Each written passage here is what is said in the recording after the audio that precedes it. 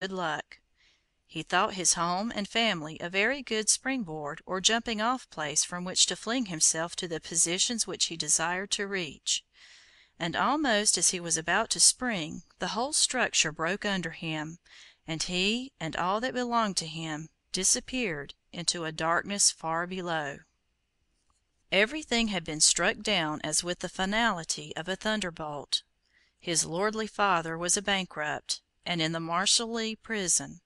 His mother was in a mean home in the north of London, wildly proclaiming herself the principal of a girls' school to which nobody would go.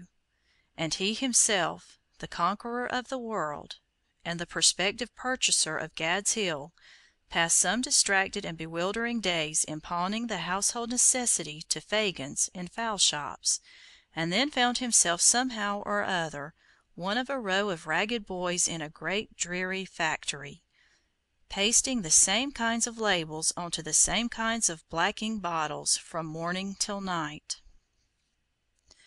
Although it seemed sudden enough to him, the disintegration had, as a matter of fact, of course, been going on for a long time.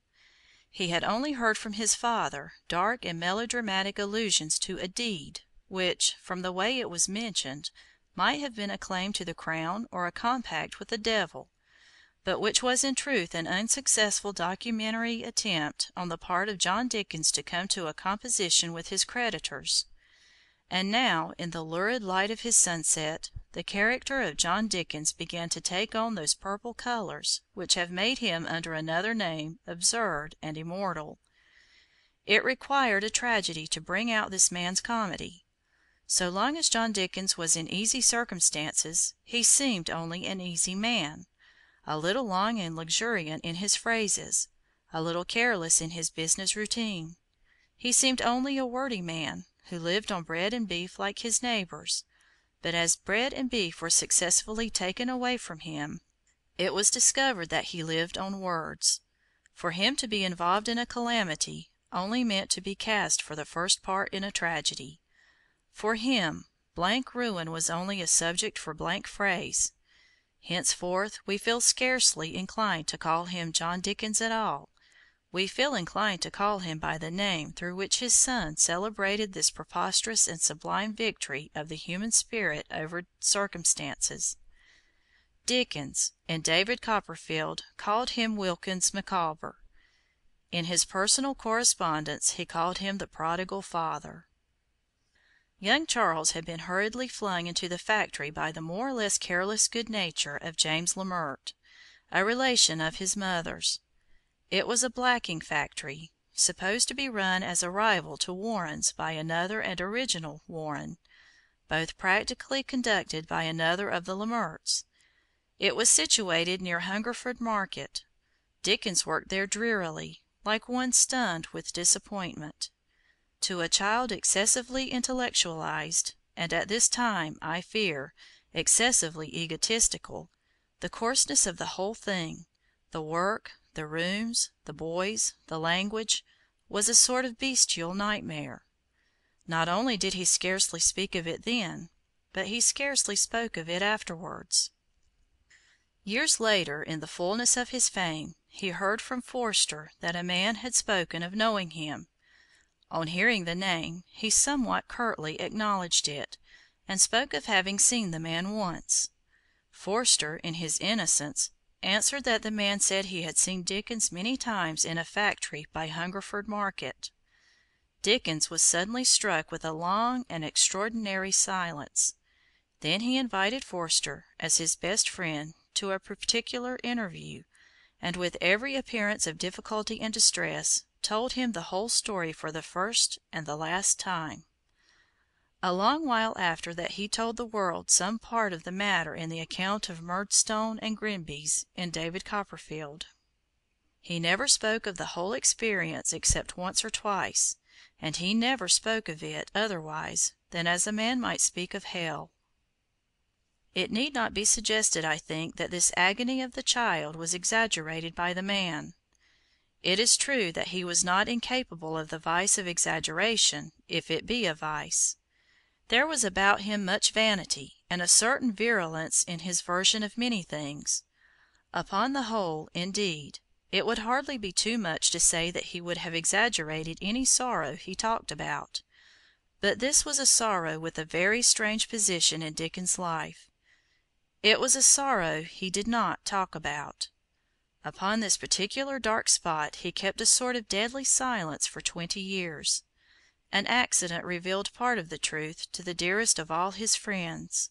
He then told the whole truth to the dearest of all his friends. He never told anybody else. I do not think that this arose from any social sense of disgrace.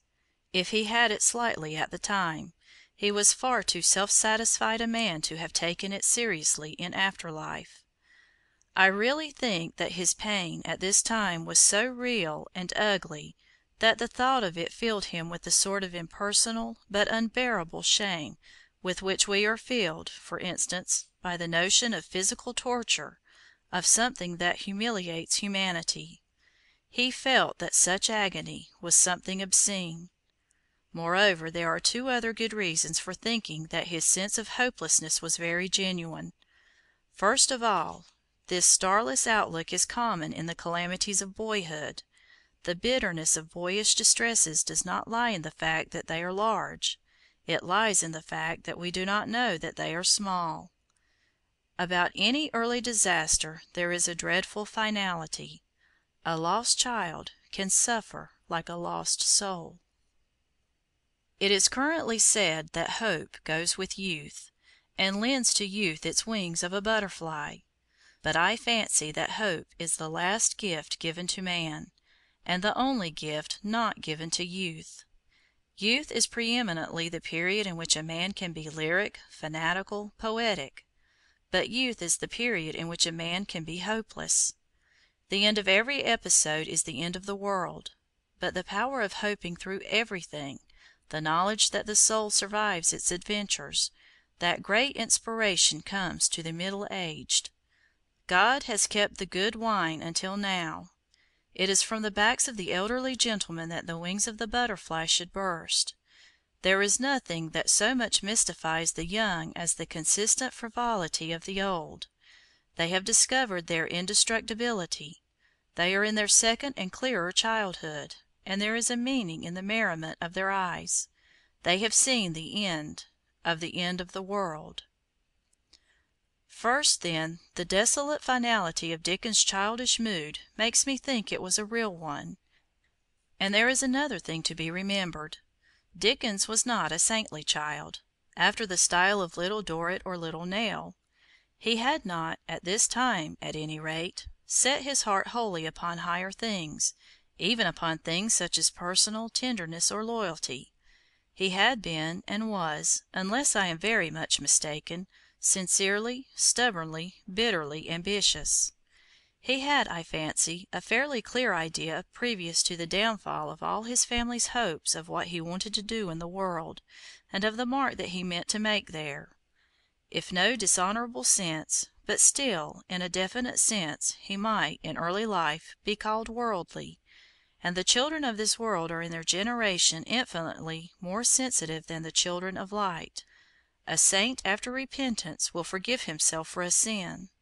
A man about town will never forgive himself for a faux pas. There are ways of getting absolved for murder. There are no ways of getting absolved for upsetting the soup. This thin-skinned quality in all very mundane people is a thing too little remembered, and it must not be wholly forgotten in connection with a clever, restless lad who dreamed of a destiny. That part of his distress which concerned himself and his social standing was among the other parts of it the least noble, but perhaps it was the most painful. For pride is not only, as the modern world fails to understand, a sin to be condemned. It is also, as it understands even less, a weakness to be very much commiserated. A very vitalizing touch is given in one of his own reminiscences. His most unendurable moment did not come in any bullying in the factory or any famine in the streets. It came when he went to see his sister Fanny take a prize at the Royal Academy of Music. I could not bear to think of myself, beyond the reach of all such honourable